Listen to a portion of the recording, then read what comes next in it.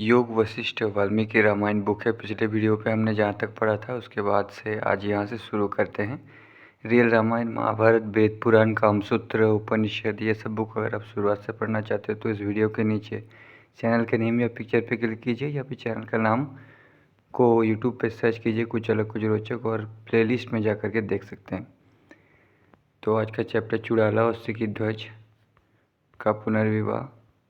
चुड़ाला जो ज्ञान दे रही थी।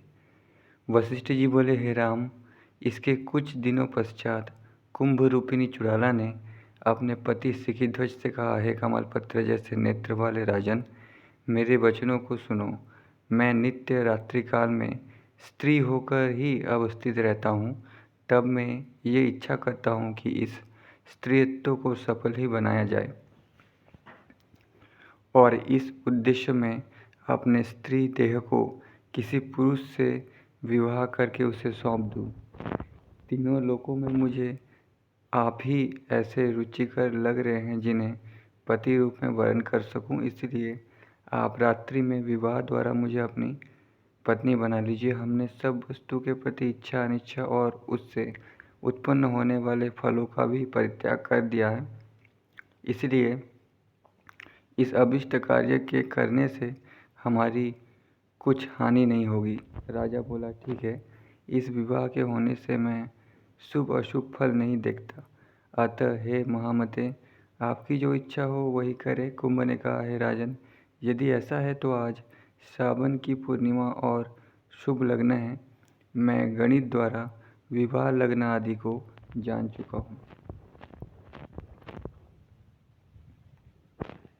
हे महाबाहु, आज रात्रि में सभी कलाओं से युक्त स्वच्छ चंद्रमा के उदय होने पर हम दोनों का विवाह होगा। ये कहकर उठता हुआ कुंभ राजा के साथ पुष्प चयन और रत्नादि एकत्र करने लगा। फिर कल्पवृक्ष से बने श्वेत सुंदर वस्त्रों को धारण कर और कल्पवृक्ष के ही फल खाकर ये दोनों शास्त्र क्रम से विवाह वेदी की ओर बढ़े। इसी अवधि में मुनिवर कुंभ वधू बन गए। वे घने स्तन मंडल के भार से परिपूर्ण एवं विलासमय हो गए। तब वो वधू रूपिणी बोली, हे मानद, अब मैं मदनिका नाम वाली आपकी पत्नी हूँ और आपके चरणों में परम स्नेहपूर्वक प्रणाम करती हूँ। वशिष्ठ बोली, हे राघव। इसके पश्चात उन दोनों ने वेदी के स्तंभों को पुष्प लताओं से सज्जित किया। उन लताओं में हीरे, मानक आदि नवरत्नों के फल गुच्छ भी लटकाए गए थे। उसकी चारों दिशाओं में नारियल और गंगाजल से युक्त 4 कुंभ रखे हुए थे। फिर उन्होंने वेदी के मध्य अग्नि स्थापन कर चंदन काष्ठ से उसे प्रज्वलित किया और उसे दाहिनी ओर लेकर प्रदक्षिणा की।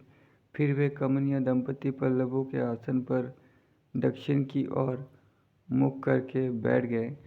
तब राजा सिकिध्वज ने उस अग्नि में तिल और लाजा का होम करते हुए बारंबार उठकर अपने हाथों से उस रमणीय मदनिका का परिग्रहण किया। फिर वन में शिव पार्वती के समान सुशोभित उस मंगल रूप दंपति ने उठकर अग्नि की प्रदक्षिणा की। अग्नि की 3 प्रदक्षिणाएं करके उन्होंने लाजा का होम किया। फिर इस विवाह क्रम से परम तुष्ट हुए वर वधू ने परस्पर पकड़े हुए हाथ पृथक कर लिए। उस समय दोनों के मुख ऐसे कांतिमय लग रहे थे जैसे 2 नव चंद्रमा उदित हुए हों।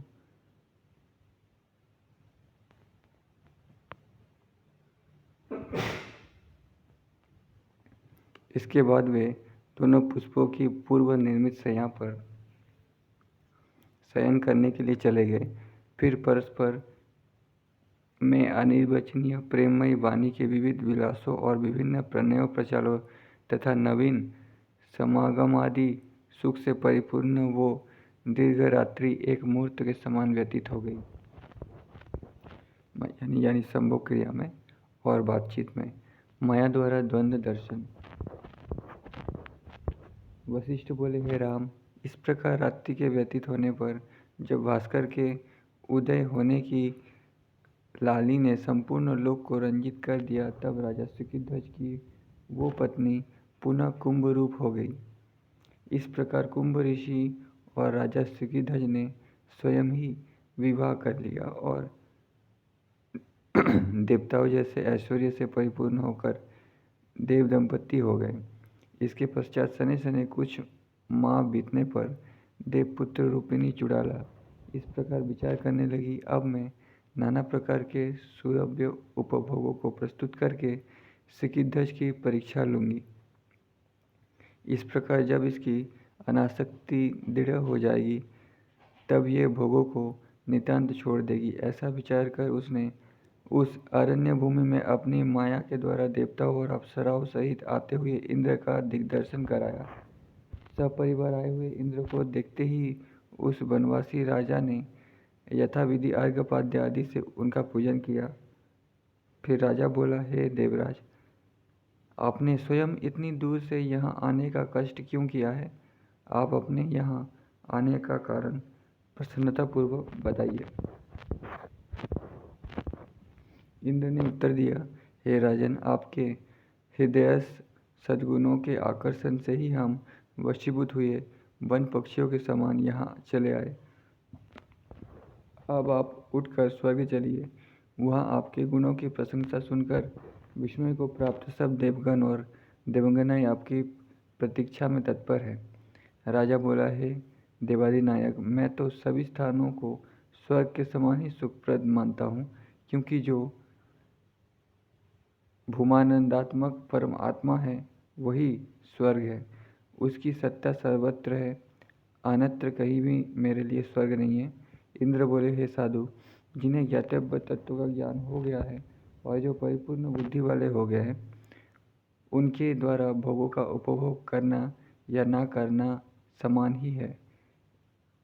ऐसा होने पर ही अपने प्रारब्ध का क्षय करने के लिए सज्जनों ने विषयों का उपभोग किया ही है।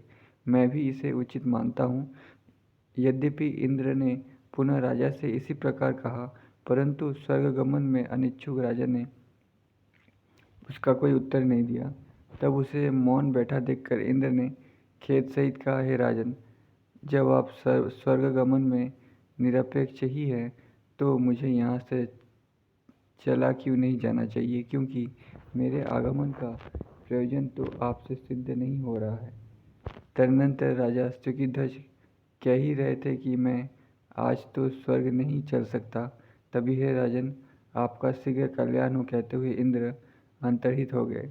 इंद्र के अंतर ध्यान होते ही उनके साथ आए हुए देवतागण भी उस प्रकार अंतर्हित हो गए जैसे कि वायु के रुकने पर समुद्रस्थ मगर, सर्प, फेन आदि को व्याकुल करने वाली तरंगे अंतर्हित हो जाती है। माया द्वारा विचित्र दृश्यों का प्राकट्य। वशिष्ठ बोले, हे राम, इंद्रागमन की माया का शमन करने के पश्चात चुड़ाला ने सोचा कि ये राजा विषय भोगों की ओर आकृष्ट नहीं है। अब पुनः मैं राग द्वेष प्रधान एवं बुद्धि को शुद्ध करने वाले एक अन्य माया प्रपंच की रचना द्वारा सादर परीक्षा लेती हूँ।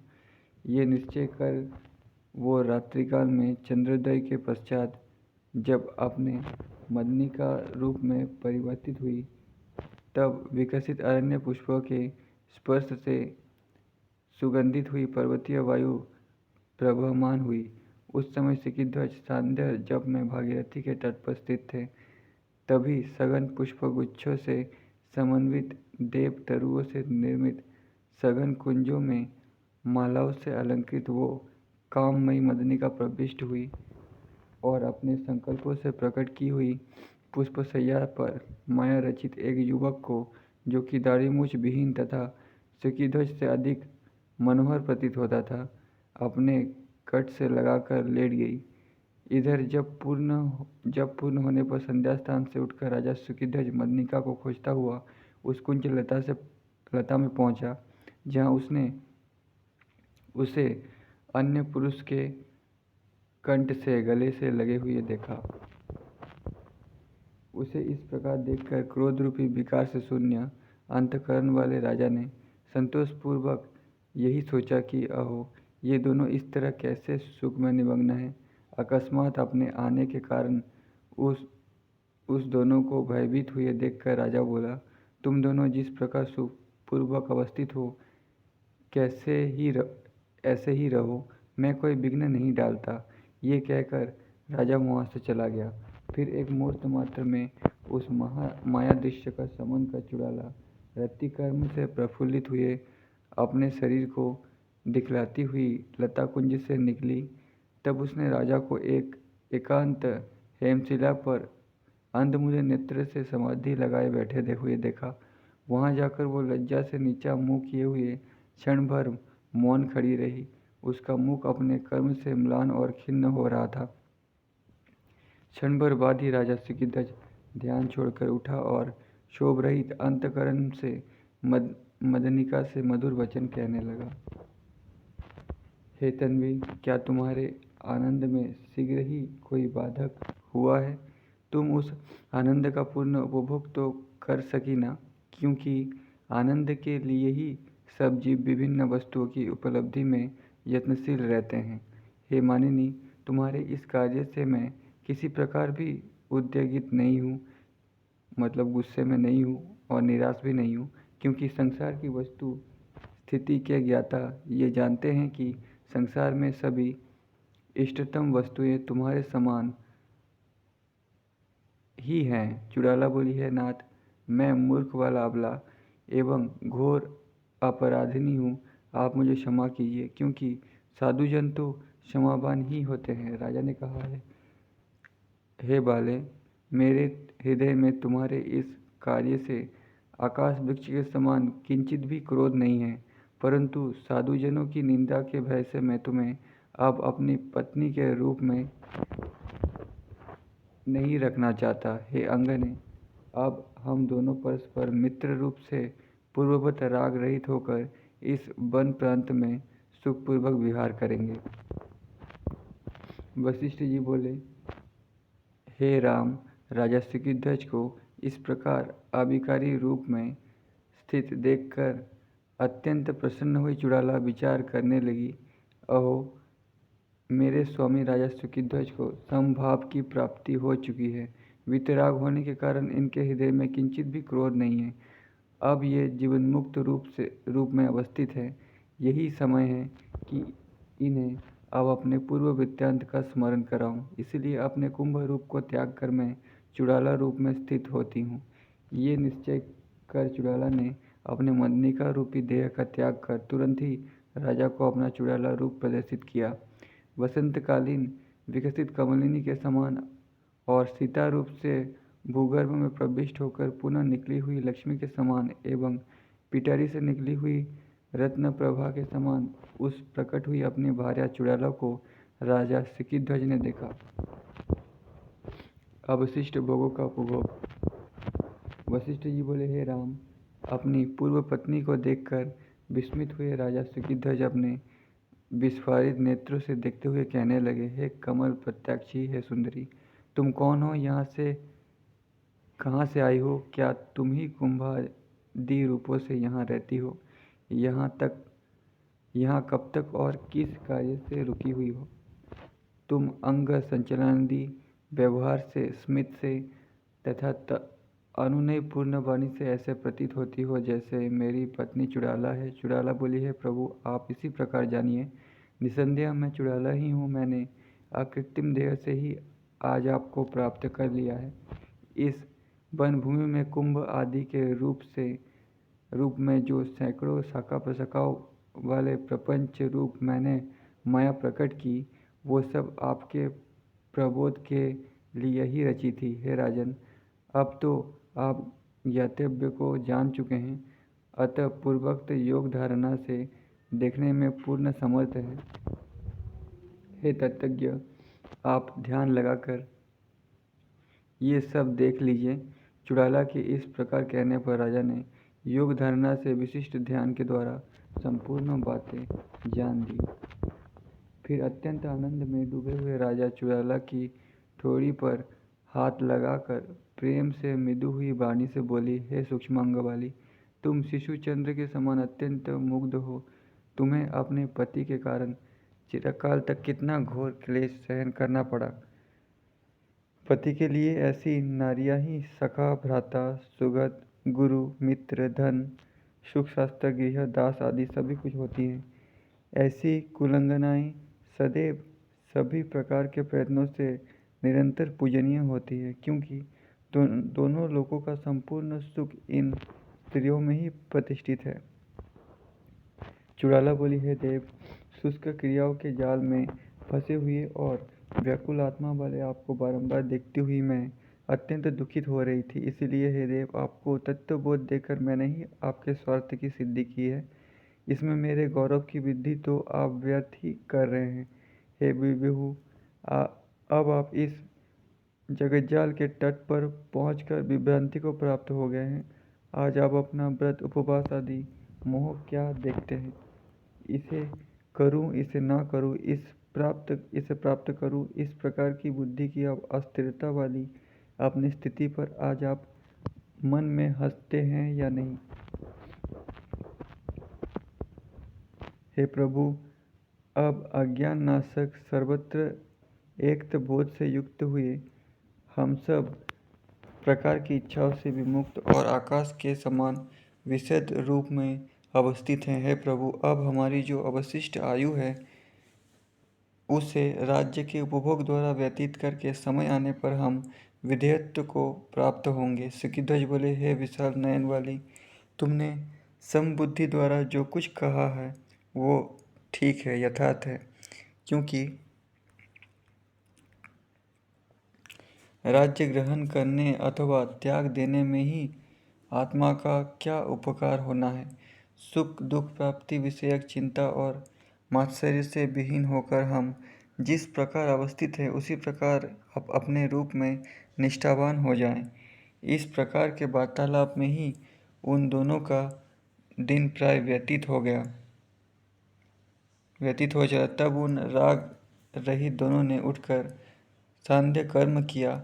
अभिष्ट भोग के लिए उत्कंठित हुए वे वासना रहित होने के कारण उत्कंठा से निर्मुक्त और कब क्या प्राप्त करना है इसके ज्ञाता थे। फिर स्वर्ग की प्राप्ति का आदर न करने वाले उन दंपत्ति ने एक साथ शयन किया। उनकी वो रात्रि प्रणय चेष्टाओं में सुखपूर्वक व्यतीत हुई। पारस्परिक अनुभव से सिद्ध भोग और मोक्ष रूपी सुख की प्रणयात्मक वाणी विलास से युक्त प्रशंसा करते हुए उस प्रेमी दंपत्ति में उत्कंठा जगाने वाली वो दीर्घ रात्रि एक मुहूर्त के समान ही बीत गई। भोग उपभोग के पश्चात ही मुक्ति।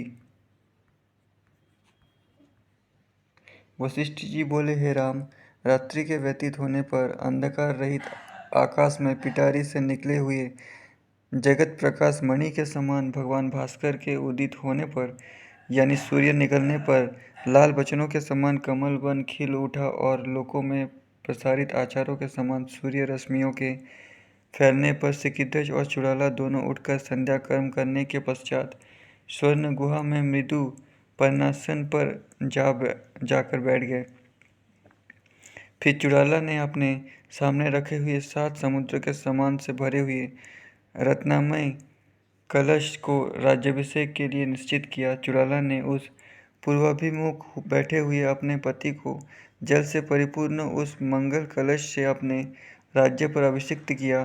संकल्प मात्र से वहां अवस्थित हुई स्वर्ण सिंहासन पर अभिषिक्त हुए अपने पति से वो देव रूपिणी तन्नगी चुड़ाला बोली, है प्रभु, ये तेज तो केवल मुनियों के योग्य ही है। अब इसका परित्याग करके 8 लोकपालों के तेज को आप धारण करिए। उन वन में इस प्रकार कहे जाने पर राजा ने ये कहते हुए कि अच्छा यही करता हूँ महाराज, स्वरूप को धारण किया। फिर जो प्रतिहार का कार्य था उसके अभाव में राजा ने उसकी स्वयं पूर्ति करते हुए उस मानिनी से कहा, हे देवी, मैं तुम्हें महारानी के पद पर अभिषिक्त करता हूँ। यह कहकर राजा ने उसे सरोवर में स्नान कराया और महारानी के पद पर अभिषिक्त किया। फिर वो अपनी प्रिया से बोली, हे कमलाक्षी, तुम योग सिद्धि के द्वारा सत्य संकल्प से विविध अलंकारों, शास्त्रों और संपूर्ण साज सज्जा से संपन्न विशाल सेना उत्पन्न करने में समर्थ हो। अपने कांत का ये वचन सुनकर उस बर्बरिनी चुड़ाला ने वर्षाकालीन मेघ के समान युद्धभट सेना का संकल्प किया। तब गज और अश्वों से परिपूर्ण आकाश पाताल का एक कर देने वाली संपूर्ण वन प्राप्त को अवकाश शून्य कर देने वाली विशाल सेना दोनों को दिखाई दी। उस सेना के तूर्य आदि शब्दों गिरी गुफाएं और गहन कोटर प्रतिध्वनित हो रहे थे, जिसकी मस्तक मणियों के प्रकाश से अंधकार समूह भी विचूर्ण हो गया था। राजाओं के मंडलों से युक्त उस सेना में जिसके मदमग्न हो अन्य महाराज भी सहन करने में समर्थ नहीं थे, ऐसे गजराज पर वो दंपत्ति आरूढ़ हुए। तब उस महेंद्र पर्वत से वो महीपति चल दिया। मार्ग में पर्वतों, प्रांतों, नदियों, वनों और ग्रामों को देखते हुए तथा राज्य छोड़कर आने पर जो घटनाएं घटी उन्हें अपनी प्रिय भार्या को दिखाते हुए उस राजा ने अपनी सर्वोपम सुंदर नगरी में शीघ्र ही प्रवेश किया। जो ही उसके सम्मानित सामंतों को जयघोष से उसके आगमन का ज्ञान हुआ, त्यों ही वे उत्कंठापूर्वक उसके स्वागतार्थ बाहर निकले। फिर 7 दिनों तक नगर में महोत्सव मनवाया हुआ राजा सुकिध्वज अपने अंतपुर में प्रविष्ट होकर राज्य कार्य करने लगा। वशिष्ठ जी बोले, हे राम, राजा सुकिध्वज ने चुड़ाला के साथ उस भूतल पर 10 सहस्र वर्ष तक राज्य किया। यहाँ पे एक महान इंसान का एक दिन राज करना बहुत दिनों के बराबर है। इसीलिए अगर 10 साल भी राज किया उसको 10,000 वर्ष बोला गया है। यहाँ पे बोलने का फीलिंग का भी मतलब होता है। तदनंतर देह मुक्त हो गया। हे राघव, सभी राजाओं के मस्तक के चूड़ामणि रूप से विभूषित हुआ राजा सुकिध्वज चिरकाल तक अनेक भोगों का उपभोग करता हुआ अंत में परम अमर पद में लीन हुआ। उसी के समान प्राकृत कार्य का अनुसरण करते हुए आप भी शोक रहित रूप से समाधि में अवस्थित हो जाइए, या भोग मोक्ष आदि रूपिणी लक्ष्मी के अनुगत हुए संपूर्ण व्यवहारों में तत्पर रहिए। कच्छ को आत्मज्ञान की प्राप्ति। वशिष्ठ जी बोले, हे राम, इस प्रकार ये राजा सुकिध्वज का कथा मैंने आपके प्रति कहा है। इस मार्ग पर चलते हुए आप कभी खेद को प्राप्त नहीं होंगे। हे राघव, राजा सुकिध्वज के समान ही बृहस्पति पुत्र कच्छ को ज्ञान की प्राप्ति हुई थी, उसी प्रकार आप भी ज्ञान प्राप्त करिए। राम बोले, हे भगवान, बृहस्पति का वैभवशाली पुत्र कच्छ जिस प्रकार ज्ञानी हो गया वो मुझे बताइए संक्षिप्त रूप से। वशिष्ठ जी ने कहा, हे राम, राजा सुकिध्वज के समान ही उस ऐश्वर्यशाली कच्छ ने जिस प्रकार ज्ञान प्राप्त किया था उसे आप सुनिए। कच्छ अपनी बाल्यावस्था समाप्त होने और यौवनावस्था में प्रविष्ट होने पर ही भवसागर से तरने के लिए प्रयत्नशील हो गया। वो पदार्थ का श्रेष्ठ ज्ञाता कच्छ अपने पिता बृहस्पति से बोला। उसने कहा, हे भगवान, हे सर्वधर्म के ज्ञाता, तंतु के समान बंधनदायक जीव वाला मेरे समान जंतु इस जगतजाल से कैसे छूट सकता है।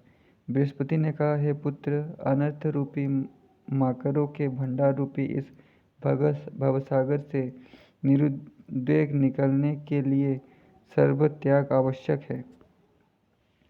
वशिष्ठ जी बोले, अपने पिता के ये परम पवित्र वचन सुनकर कच्छ ने सर्वस्व परित्याग किया और निर्जन वन में चला गया।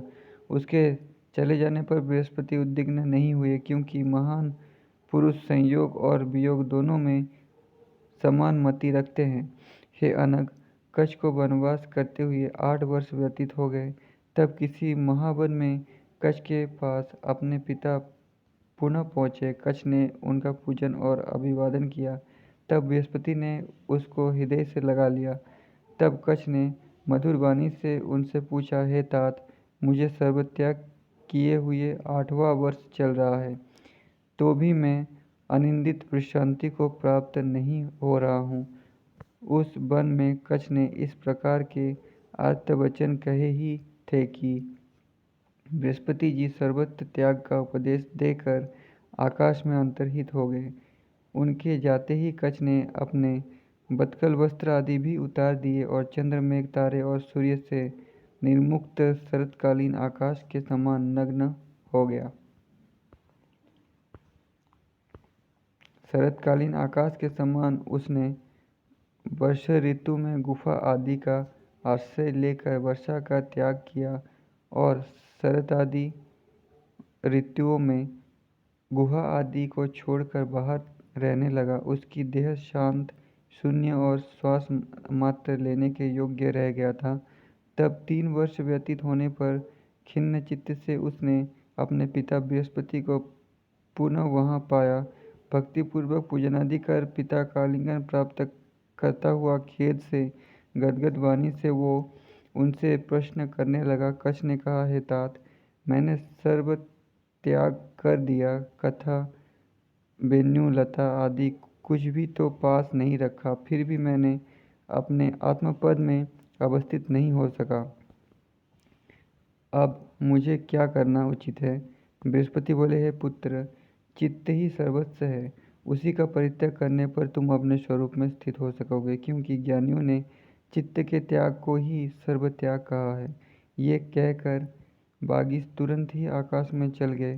तब अपने अंतःकरण को खेद रहित करता हुआ कच्छ परित्याग करने के लिए चित्त का अन्वेषण करने लगा। उसने ढूंढने पर भी चित्त कहीं नहीं मिला।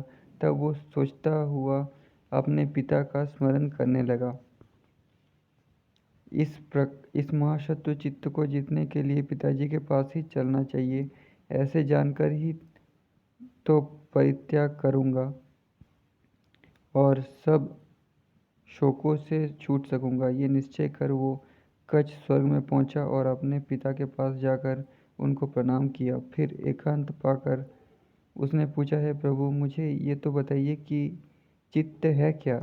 उसका स्वरूप मुझसे कहिए, जिससे कि मैं उसका परित्याग कर सकूं। बृहस्पति बोले, हे पुत्र, चित्त के ज्ञाताजन अहंकार को ही चित्त जानते हैं। जंतु का अहम भाव ही चित्त कहा गया है। कच्छ ने कहा, हे महामते, आप 33 करोड़ देवताओं के गुरु हैं। यहाँ पे संस्कृत में कोटि लिखा हुआ है, हिंदी में ट्रांसलेशन करोड़ कर दिया गया है। एक्चुअली करोड़ नहीं, कोटि है। कोटि मतलब उच्च कोटि, 33 देवताओं के गुरु हैं। मुझे बतलाइए कि अहम चित्त किस प्रकार हो सकता है। हे योगी श्रेष्ठ, मैं तो समझता हूँ कि इसका परित्याग संभव नहीं है। किस प्रकार इसमें समर्थता प्राप्त हो सकती है? बृहस्पति बोले, हे पुत्र, ये कार्य तो पुष्पमर्दन अथवा नेत्र उन्मीलन में ही अत्यंत सरल है, किंचित भी क्लेश नहीं होगा। हे पुत्र, चित्त के परित्याग का एक सुलभ उपाय तुमसे कहता हूँ, उसका सुनो। अज्ञान से उत्पन्न हुई वस्तु ज्ञान से नष्ट हो जाती है। इस अहंकार की उत्पत्ति शुद्ध साक्षी के अपरिचय रूपी मोह से हुई है। इसीलिए साक्षी परिचय होते ही नष्ट हो जाएगा। हे पुत्र, जैसे मिथ्या भ्रम कोई वस्तु नहीं है, वैसे ही अहंकार भी कोई कुछ नहीं है। बालक की दृष्टि से जैसे बेताल उत्पन्न हो जाता है, वैसे ही अज्ञानियों की दृष्टि से ये असत्य उत्पन्न हुआ है। चंद्रमा जैसे एक होते हुए भी मोह से उसमें द्वेष भाव दिखाई देता है, वैसे ही मोह से अहंकार दिखाई देना समझो। वो ना सत्य है ना असत्य, तथा सत्यासत्य मिश्रित भी नहीं है। एक अनादि अनंत चिन्मात्र निर्मल आकाश से भी अधिक स्वच्छ जो सर्वानुभव रूप आत्मा है, वही सत्य है। हे पुत्र, पिता आदि से उत्पन्न मैं हूँ। देह के प्रति इस अहम बुद्धि को परित्याग कर दो, क्योंकि तुम तुच्छ सीमित आकार वाली और देश काल आदि के दोष से बुद्धि को प्राप्त हुई है। तुम ही देश काल आदि परिच्छेदों से रहित निर्मल नित्य उदित रूप सर्वात्मय एक चिन्मात्र स्वरूप हो। जैसे सर्वत्र स्थित फल फूल और पत्तादि का कारणभूत और सारभूत जो वृक्ष में विद्यमान रस है, वैसे ही तुम संपूर्ण विश्व के कारणभूत, सारभूत और अंतर में अवस्थित निर्मल, अंतरहित, नित्य एवं चिदात्म हो। हे कच्छ, अखंड, अद्वितीय और सन्मात्र स्वरूप तुम्हारे लिए ये अपरिच्छिन्न अहंभाव क्या वस्तु है? सूर्यपद का अभ्यास। दोस्तों, यह हम लोग अगले वीडियो पे पढ़ेंगे। आज की वीडियो पे इतना ही, क्योंकि वीडियो बहुत बड़ा हो गया है। तो तब तक के लिए धन्यवाद।